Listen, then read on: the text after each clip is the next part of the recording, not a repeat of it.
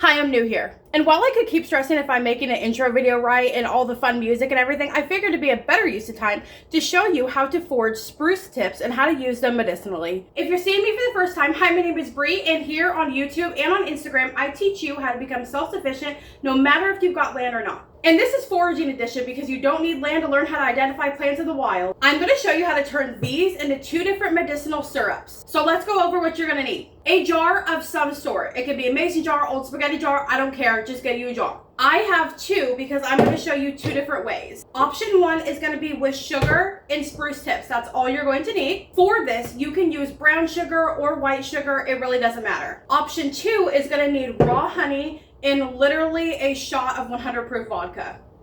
Before I show you how to do this though, let's get into the benefits and why you'd even want to do this in the first place. If you are dabbling into holistic medicine and all those different kinds of things, or even foraging, these are one of those things that one is going to help you medicinally for a ton of different things that I'll tell you about. And also it's food and it's free. If you're also one of those people, kind of how I was when I first started foraging, where I was terrified that I was going to accidentally poison myself or my family by identifying something wrong, it's very, very hard to identify spruce tip wrong. So let's just say you have anxiety like me, so let's play a little game of what if. It is extremely hard to identify this wrong. You literally cannot miss it. It looks like a Christmas tree. You can see the growth on it, and the growth is literally neon green. It's best to forage your spruce tips between April and May because they're the most tender during that time. Then they turn into the spiky version that you typically see in the fall. Before we go any further though, always make sure when foraging that you are using several different sources to identify plants. Don't ever take anyone's word for anything, even mine, and form all of your own opinions. There is one tree that could be mistaken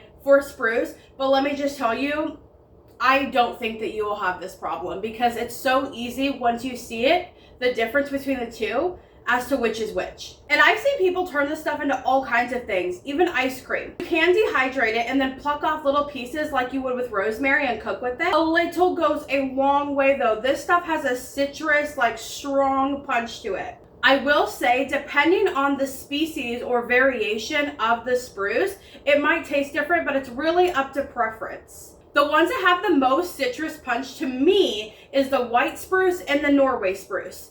This one is Norway spruce. It can also be eaten raw or pickled. You could dry it for tea or tincture it. And to preserve it, if you're not ready to go through it that fast, you can totally freeze it. It will even last a couple months in the fridge if it is properly stored. Rule of thumb, foraging rules. You never want to forage from roadsides. The reason being is because all of the fumes from cars constantly going by gets on basically the plants, the tree, whatever it is you're foraging, and it can be not safe. Also, the obvious, if you know the tree has been sprayed with some sort of herbicide or pesticide, stay away from it. Honestly, within a 10-year span, it is extremely important to forage this plant responsibly. Well, for all plants, but for this tree specifically, because what we're plucking off is the new growth, and you can actually stunt the tree's growth if you take too much off. You should only ever forage from mature trees, and you never want to harvest more than 20% of the spruce tips per tree. Before I tell you more about the medicinal benefits and specifically what this treats, I want to explain to you why we're doing these 2 methods instead of heating it up.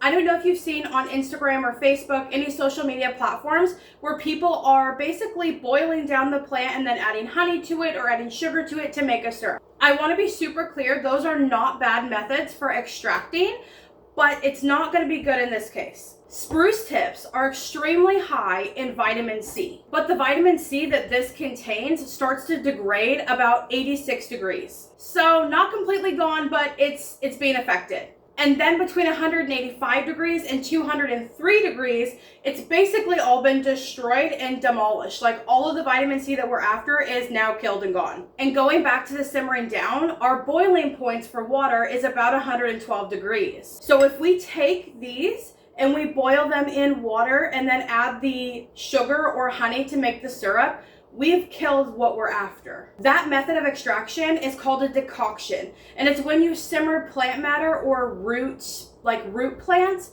for anywhere between 35 and 45 minutes. That method is highly effective for things like dandelion root. The reason it's so important to understand the plants we're processing is because it really depends what you're after in it. If you're just trying to extract the flavor, make you some ice cream or something, then totally boil it down and do the sugar stove method. If you're trying to treat something medicinally, this is gonna be your best bet. I'll tell you this though, there's pros and cons with each of these methods. If you have a baby under a year old, this isn't gonna work because it's honey. While on the flip side, sugar can actually extend illness because the viruses feed off of it. Just like when you head to the stove and you prepare yourself some tea, or you make a tincture, or you make fire cider if you're familiar with that.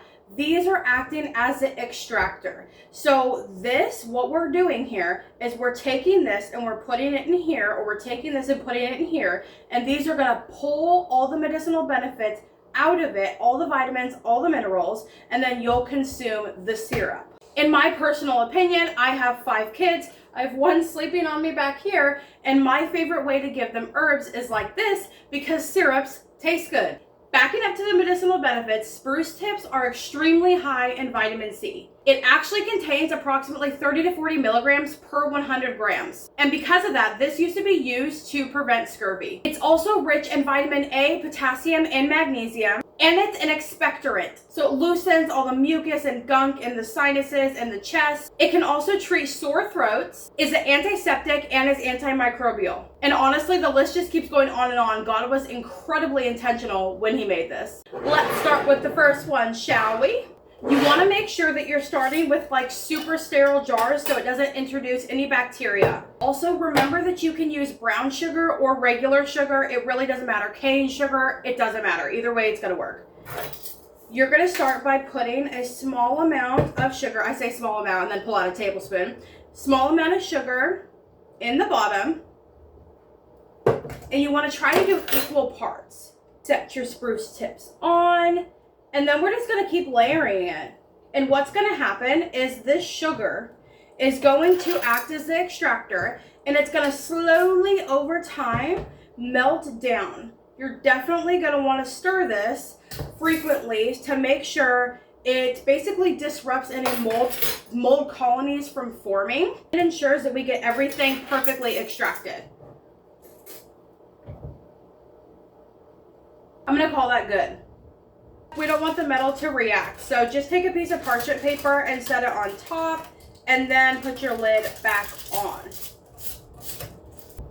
Just like that. And then you'll just put this in a cool, dark area, stirring frequently, making sure everything looks good. It will start to melt down. I'll insert a picture here so you can see like the after product. And then after the time is up and it's fully processed and everything is pulled out and extracted, you can take the branches out and discard them and store the syrup in the fridge for about 2 to 3 months. I know all the moms are gonna have a stroke, but listen to me. If you're not comfortable giving your child the syrup with a little bit of vodka in it, don't. Go with this method. But I will say the amount of alcohol that they're gonna consume if they take a teaspoon of this fully processed, when it's basically completely done, is less alcohol than they would consume in an apple or a bottle of kombucha. But always do what you're comfortable with. Talk to your provider, all of those things before you do anything. The whole reason for putting vodka in it is for 2 reasons. There's medicinal properties in the spruce tips that can only be pulled out by alcohol. So they're alcohol soluble compounds. We use 100 proof vodka. You can use 80 proof if you can't find 100 proof, but when we use 100 proof,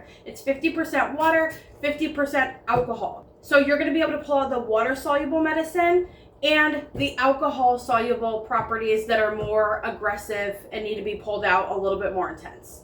It's also going to act as a preservative, so it will extend the shelf life. So this one is going to last 3 to 4 months. And this is extremely straightforward. You're just going to do the same process basically, but with honey.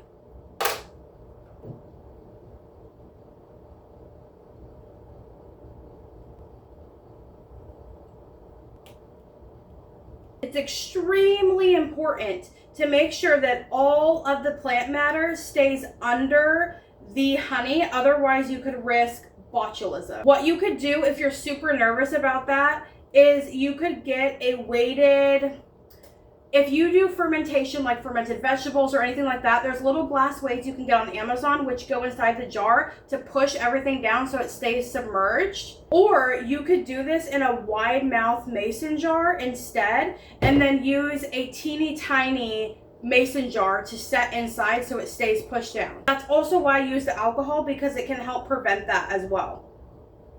For a jar this size, I would do half a tablespoon. If it was a full pint, I would do a full tablespoon of the 100 proof vodka. And I don't typically worry about mixing it because the vodka is going to make its way down, and you're going to want to stir this every day. Just like if you've ever made fermented honey and garlic, you want to burp the jar. This isn't going to produce those kind of gases typically, but you do want to keep an eye on it so that nothing explodes. And you'll store this as well in a cool, dark area for 4 to 6 weeks. Definitely encourage you to do your own research and figure out what's going to be best for you. Always, always, always, when you're using anything new or anything natural, people sometimes think, oh, it's natural, it's okay. Yes, it is natural, but these are real chemical compounds that sometimes are extracted from to make pharmaceuticals. They will affect your health, good or bad. So if you have any health problems, you're on any medications or anything like that, or your kids are, you always want to make sure that there's not going to be an interaction. Adults in our home get 1 teaspoon up to 3 times a day, and children get the half dose. And just like the sugar one, after 4 to 6 weeks, you can strain off the spruce tips, keep the honey, and then it's shelf stable for 3 to 4 months. So no refrigeration is needed. That's all I have for you today. If you have any questions about this, please let me know in the comments. I would love to help you. That's literally what I'm here for. If you're in a season of life where you want to learn more about cooking from scratch, foraging, herbalism, sourdough, raising a large family, and everything in between, make sure that you subscribe and hit the bell so you don't miss a video.